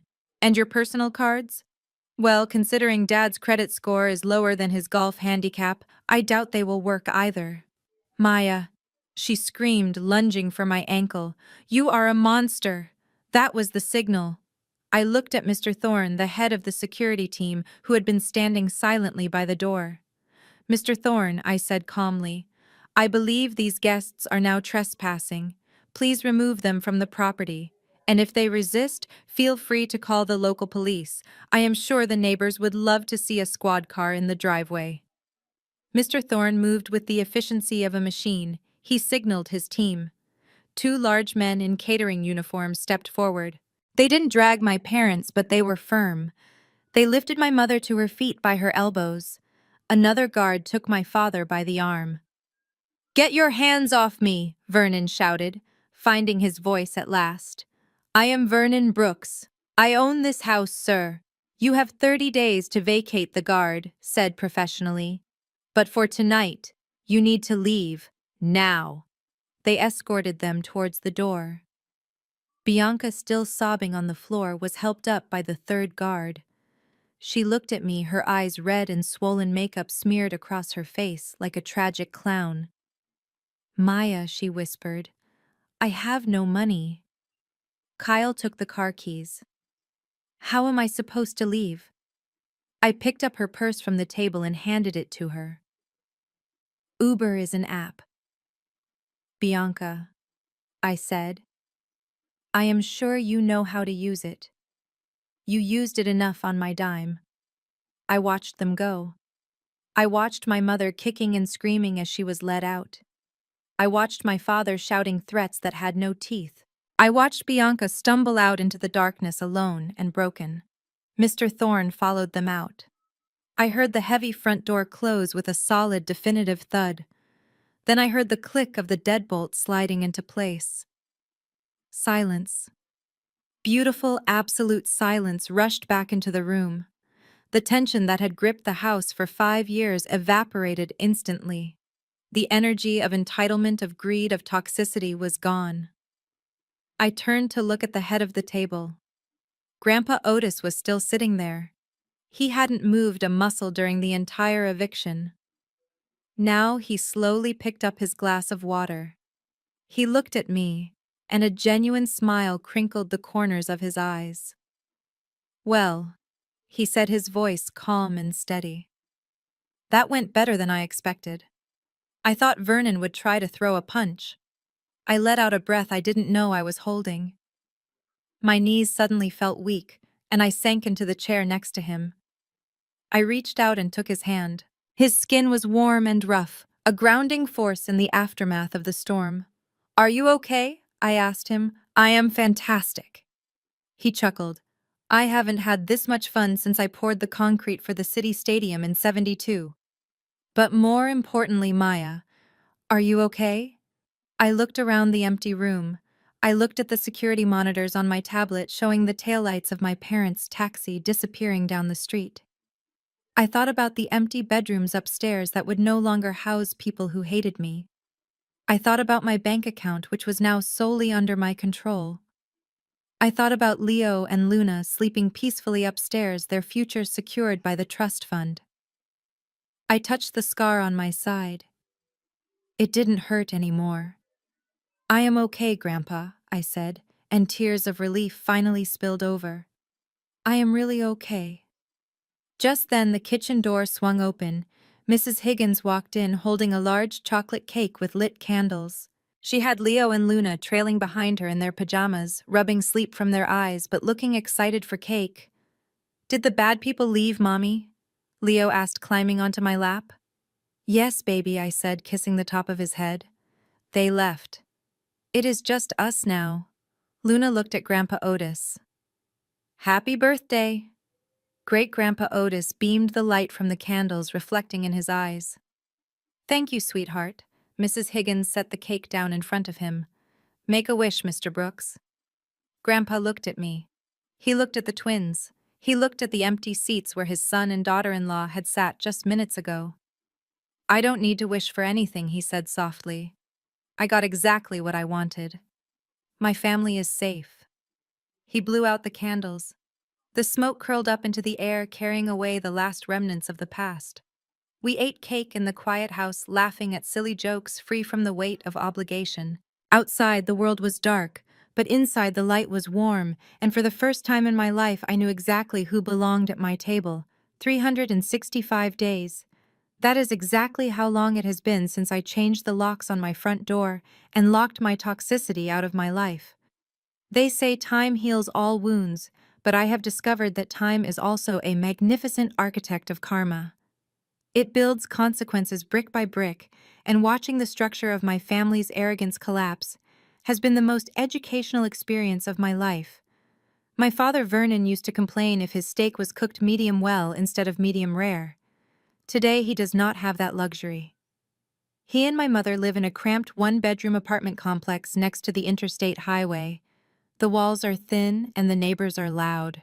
At 60 years old, instead of retiring to the golf course, my father puts on a red vest every morning and stands for 8 hours at the local discount supermarket. He scans coupons, he bags groceries, and occasionally, he has to carry bags to the cars of the very men he used to try to impress at the country club. I heard from a friend that he keeps his head down, terrified they will recognize him, but they never do. To them, he is just another invisible old man working for minimum wage. My mother Patricia works the early shift at a bakery, not a high-end patisserie, but the kind inside a gas station convenience store.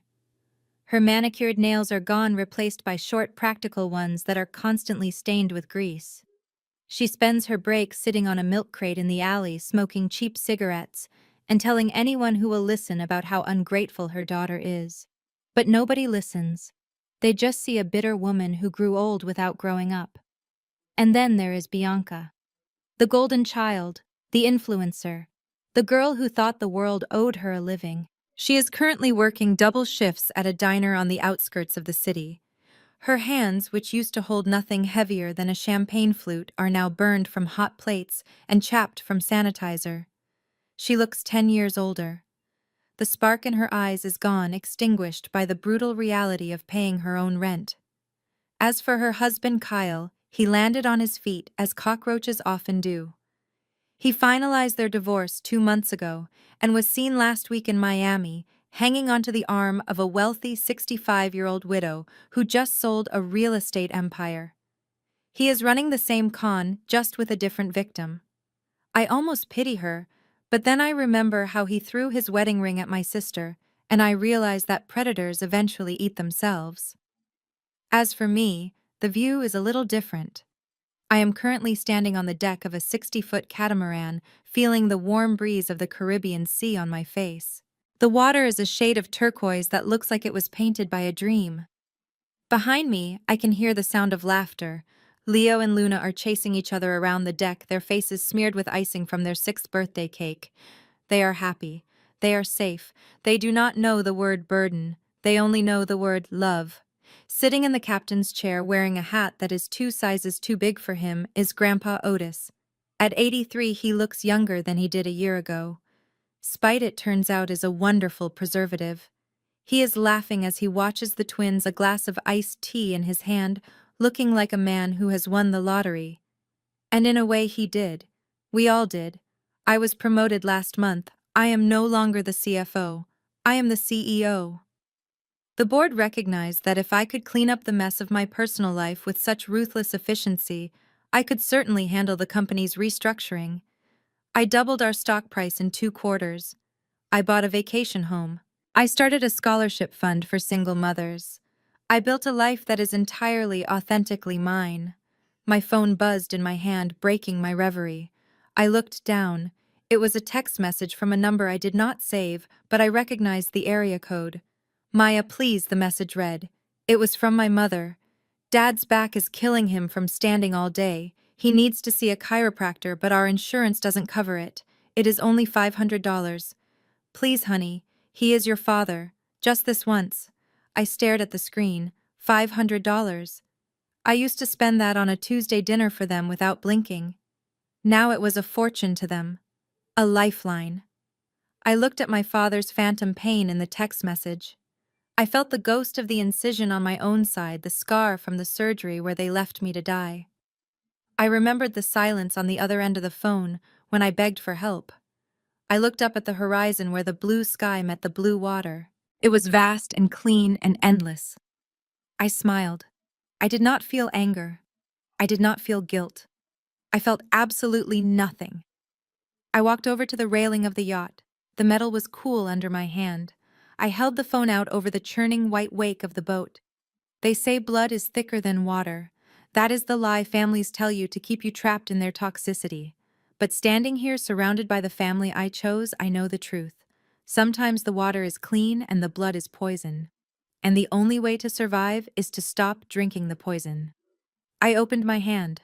The phone tumbled through the air, turning over once, twice, before it hit the water with a satisfying splash. It sank instantly, taking the text message, the guilt and the last link to my past, down to the bottom of the ocean. I turned back to my grandfather and my children. "Who wants more cake?" I asked. Grandpa Otis raised his glass. "I do," he shouted. I walked back toward the laughter, leaving the wake behind me to disappear into the sea. The screen fades to black. And then there is only music.